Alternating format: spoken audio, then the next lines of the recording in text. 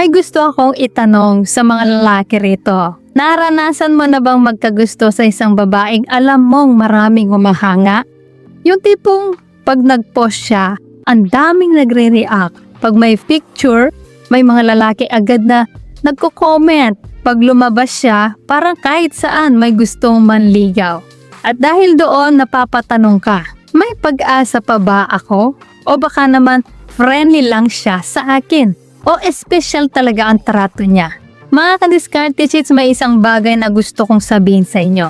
Hindi lahat ng babaeng maraming admirers ang pinipili ang pinakagwapo. Hindi rin laging ang pinakamayaman at hindi rin palaging ang pinakamaangas. Sa psychology, mas mahalaga sa maraming babae ang kung sino ang nagbibigay sa kanila ng emotional safety, respeto, consistency, at peace of mind. Kaya kung gusto mong malaman kung isa ka ba talaga sa mga espesyal sa paningin niya at kung ikaw ba ang mas lamang kaysa sa ibang nagkakagusto sa kanya, tapusin mo ang video.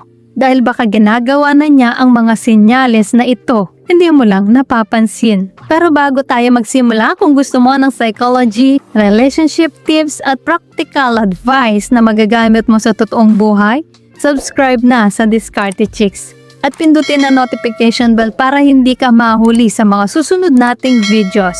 So, tara, simulan na natin. Number 1, ikaw ang hinahanap niya kahit hindi mo siya hanapin. May napansin ka na ba? Hindi ikaw ang laging unang nagchat-chat, pero maya-maya may message siya. Minsan simpleng kumusta, anong ginagawa mo, uy nakita ko ito, naalala kita. Mga ka-Diskarte Chicks, kapag gusto ka ng isang babae, hindi lang ikaw ang naghahanap ng paraan para mag-usap. Siya rin. Hindi dahil desperada siya, kundi dahil gusto niyang maging bahagi ka ng araw niya. Sa psychology, kapag gusto natin ng isang tao, natural tayong naghahanap ng dahilan para magkaroon ng koneksyon. Hindi kailangang mahaba ang usapan. Ang mahalaga, ikaw ang naaalala niya.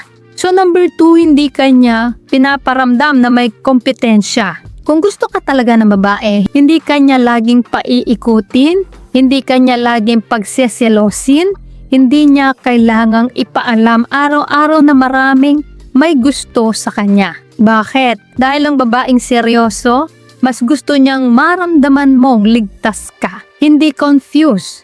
Opo, may mga babaeng mahilig maglaro ng selosan. Pero kadalasan kapag mature ang babae, ayaw niyang mawala ang lalaking gusto niya dahil lang sa maling signal. So number 3, naaalala niya ang maliliit na detalye tungkol sa'yo. Ito ang isa sa pinakamalaking senyales. Naaalala niya ang paborito mong pagkain, naaalala niya ang birthday ng nanay mo, naaalala niyang may interview ka ngayon, naaalala niyang may meeting ka, naaalala niyang ayaw mo ng sobrang maanghang. Bakit mahalaga yon? Dahil hindi natin madaling maalala ang detalye ng taong wala tayong interes. Kapag pinapakinggan ka niya at tinatandaan ang mga sinasabi mo, ibig sabihin importante ka sa kanya. So number 4, mas nakikita mo ang tunay niyang sarili. Noong una, maayos lagi ang buhok, laging nakaayos, laging conscious. Pero habang tumatagal, nagiging komportable na siya. Tumatawa ng malakas, nagkukwento ng mga kahihiyan niya.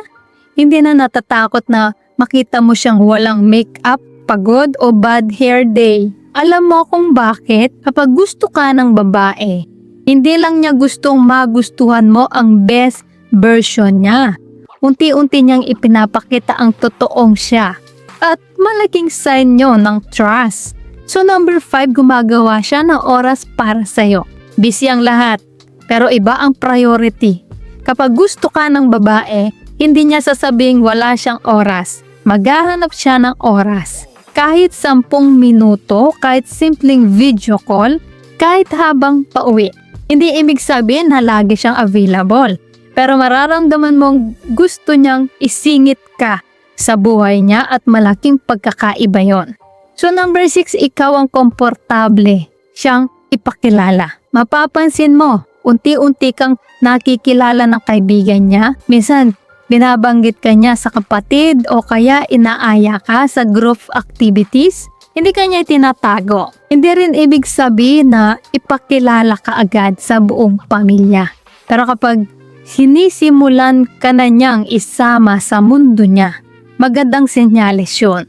Dahil karamihan sa babae, hindi basta nagpapasok ng kung sino-sino sa personal space nila. So number 7, pinaparamdam niyang ikaw ang may kapayapaan sa kanya. Ito ang pinakamahalaga. Kapag kasama ka niya, hindi niya kailangang magpanggap, hindi siya natatakot na ma-judge, hindi siya laging kinakabahan, hindi siya napapagod. Sa halip, panatag siya, masaya siya, komportable siya. Mga ka-diskarte chicks, sa psychology, isa sa pinakamalakas na foundation ng attraction ay emotional safety. Maraming lalaki ang akala kailangan nilang maging pinakamayaman, pinakamakisig o pinakasikat. Pero ang madalas na hindi nila alam, mas tumatagal ang pagmamahal sa taong nagbibigay ng katahimikan kaysa sa taong puro excitement lang. Kapag ikaw ang pahinga niya, malaki ang posibilidad na ikaw rin ang gusto niyang makasama sa mahabang panahon. Mga ka-diskarte chicks, kung may isang gusto kong tandaan ninyo, ito yon. Kapag gusto ka talaga ng babae, hindi lang yon makikita sa matatamis niyang salita. Mas makikita yon sa consistency ng mga ginagawa niya, sa oras na binibigay niya, sa pag-alala niya sa maliliit na detalye, sa respeto, sa tiwala, at sa kapayapaang nararamdaman niya kapag ikaw ang kasama. Pero tandaan din natin, ang mga senyales na ito ay hindi garantiya na gusto ka na niyang maging partner. Bawat tao ay may magkakaibang personalidad at paraan ng pagpapakita ng interes. Kaya mas mabuti pa rin kilalanin siya ng maayos at huwag agad mag-assume batay sa iisang kilos lang. Kaya kung napansin mo karamihan sa mga senyales na ito ay ginagawa niya, baka oras na para magkaroon ka ng lakas ng loob na ipakita rin ang tunay mong nararamdaman. Dahil minsan hindi nawawala ang pagkakataon dahil walang feelings. Nawawala ito dahil parehong naghihintayan. Kung umabot ka hanggang dulo, i-comment mo ang salitang pinili. Para malaman kung isa ka sa mga solid na ka-diskarte chicks at sagutin mo rin ang tanong na ito. Kung maraming nagkakagusto sa isang babae, ano ang sa tingin mong dahilan kung bakit may isang lalaking siya lang ang pipiliin niya? Baka ang sagot mo na ang maging inspirasyon ng susunod nating video. At tandaan, hindi mo kailangang maging pinakamahusay sa lahat para ikaw ang piliin. Madalas ang hinahanap ng tamang tao ay hindi ang pinaka-perpekto, kundi ang taong nagbibigay ng respeto, tiwala at kapayapaan. So ayan mga ka-diskarte chicks, sana ay may natutunan po kayo sa video natin ngayon. At syempre bago po tayo matapos, shoutout muna sa ating mga masugid din tagapanood na sina Junel Tuto ng Misamis Oriental, Bienvenido Vargas ng Pampanga, Novelito Torres ng Cavite, Ben Leido ng Kabuyaw, Panaytayan, Mansalay Oriental, Mindoro, Leancio Liwag ng Cabanatuan Nueva Ecija, Kenchin Esparis ng Katbalogan Samar, Ronald Bautista taga Abu Dhabi UAE, Loy Fams taga Iligan City, Lanao del Norte, Sunny B from Metro Manila, Frederick Gallegues ng Pangasinan, Polito Rossi from Brooks Point, Palawan, Nilo Berbal ng Surigao City, Kenzie Luceño, taga Western Bikutan, Taguig, at kay Johnny Madriaga ng Bicol Daet. Guys, maraming salamat po sa support at panonood mga ka-diskarte chicks. Dahil po sa inyo, patuloy at lalo po akong ginaganahan gumawa ng mga content na makakatulong at makakaaliw. At para naman po sa mga hindi pa na-shoutout, gusto mong ma-shoutout sa next video, i-comment lang ang hashtag ka-diskarte chicks at sabi ko na topic ang gusto mo pag-usapan natin next. Kung nagustuhan mo ang video na ito, ay huwag kalimutang mag-like, mag-subscribe, at i-share ito. So guys, this is Diskarte Chicks, your love mentor na lagi nandito para sa mga diskarteng pag-ibig. Kita-kits sa next video. Maraming salamat sa panonood. Ingat kayo palagi. Let's spread love.